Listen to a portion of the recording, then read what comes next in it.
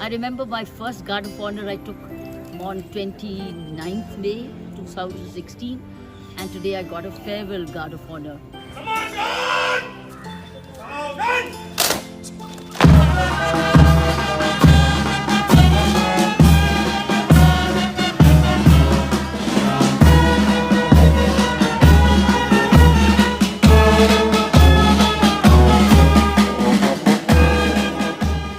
Time has flown.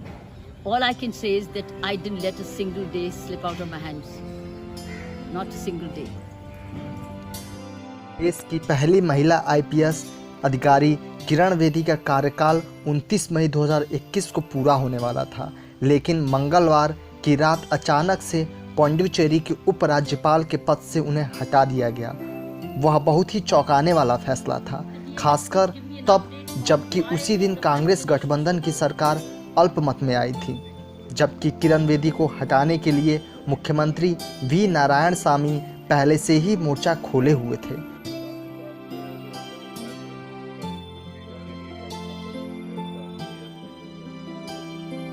देश की बागडोर असल मायने में अफसरों के हाथ में होती है। यदि नौकरशाही दुरुस्त हो तो कानून व्यवस्था चौक चौबंद रहती है।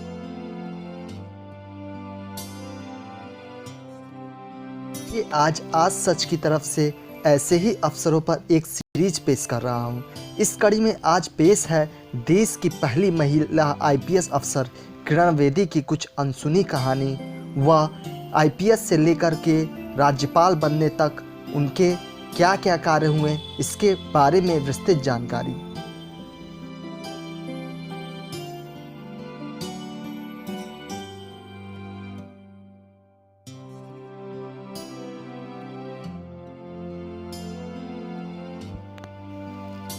तिहाड़ जेल में तैनाती के समय उन्होंने जेल प्रशासन में काफ़ी महत्वपूर्ण सुधार किए। कैदियों के कल्याण के लिए जेल में नशा मुक्ति अभियान चलाया। इसके परिणाम स्वरूप उन्हें रमन मैग्सेसे पुरस्कार और जवाहरलाल नेहरू फेलोशिप भी मिली थी। किरण बेदी अन्ना हजारे के इंडिया अगेंस्ट करप्शन आंदोलन के दौरान उसकी सक्रिय सदस्य थी। बाद में उन्होंने बीजेपी ज्वाइन कर लिया। 2015 के दिल्ली विधानसभा चुनाव में पार्टी के मुख्यमंत्री पद की प्रत्याशी भी रही, लेकिन उसके बाद उन्हें एक करारा झटका लगा क्योंकि वह दिल्ली विधानसभा चुनाव में हार गईं। उसके पश्चात उन्होंने 31 मई 2016 को पांडिचेरी के राज्यपाल के रूप में शपथ लिया।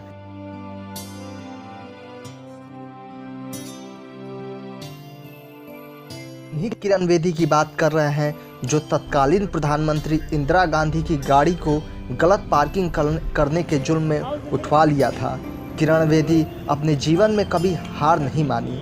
आत्मसम्मान और स्वाभिमान से लबरेज किरण बेदी एक ऐसी महिला हैं जिन्होंने समाज में महिलाओं की पारंपरिक छवि को बदलकर आगे निकलने की कोशिश की और सफल भी रही।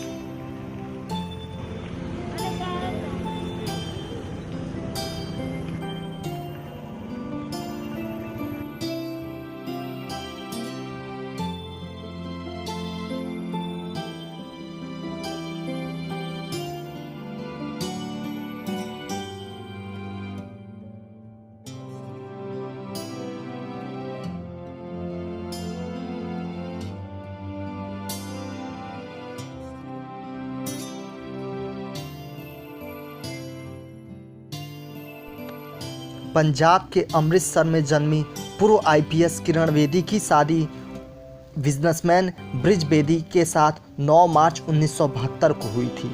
दोनों साथ में टेनिस खेला करते थे। टेनिस कोर्ट में ही किरण बेदी ने पहली बार ब्रिज को आई लव यू बोला। ब्रिज ने माना कि मुझे किरण का पति होने पर गर्व है। साल 1913 में मैगजीन को दिए गए इंटरव्यू में किरण बेदी ने रिश्तों को लेकर काफ़ी खुलासे किए। ब्रिज बेदी ने कहा, मैंने शुरू से तय किया था कि हम ऐसे पति पत्नी नहीं बनेंगे जहां पत्नी किचन के काम और सिलाई कढ़ाई में सारा हुनर गंवा दे। मैं ऐसी महिला से शादी नहीं करना चाहता था। ब्रिज बेदी के मुताबिक पहले से तय था कि किरण की पोस्टिंग अक्सर बाहर रहेगी। मैं मानसिक तौर पर विजिटिंग हस्बैंड बनने के लिए तैयार था। जहां प्यार होता है वहां ईगो नहीं होता। मैं उनके लिए खाना भी बनाता और उनके जूते भी पॉलिश करता था। जब कभी वह थकी होती थी तो उनके पैर भी दबाता था। भाजपा में किरण बेदी को 2015 में दिल्ली के विधानसभा चुनाव में सीएम पद के लिए उम्मीदवार बनाया गया। ब्रिज किरण के राजनीतिक में उतरने का स्वागत करते हुए उन्होंने कहा कि मैं ज़्यादा मदद नहीं कर पाऊंगा। इस पर किरण बेदी ने कहा कि मैं उन्हें अपना आशीर्वाद समझूंगी।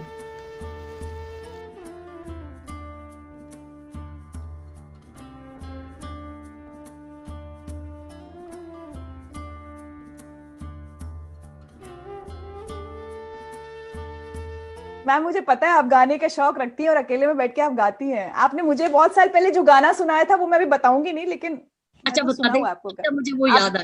आपने शो पे तो लट्ठे दी चादर गाया था। लट्ठे दी चादर उत्ते सलेटी रंग माया। वो तो बहुत आसान है, बड़ा नेचुरल है। वो तो मेरा फोक है ना, वो तो मेरे साथ उगा है।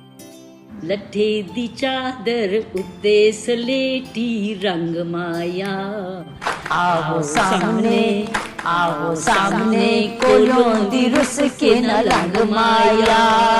ओ तेरी मां दे लंबे लंबे दंद वे, ओ तेरी मां दे लंबे लंबे दंद वे, हो मारा मुक्की तो देवा पनवे। लट्ठे दी चादर उते सलेटी रंग माया। आओ सामने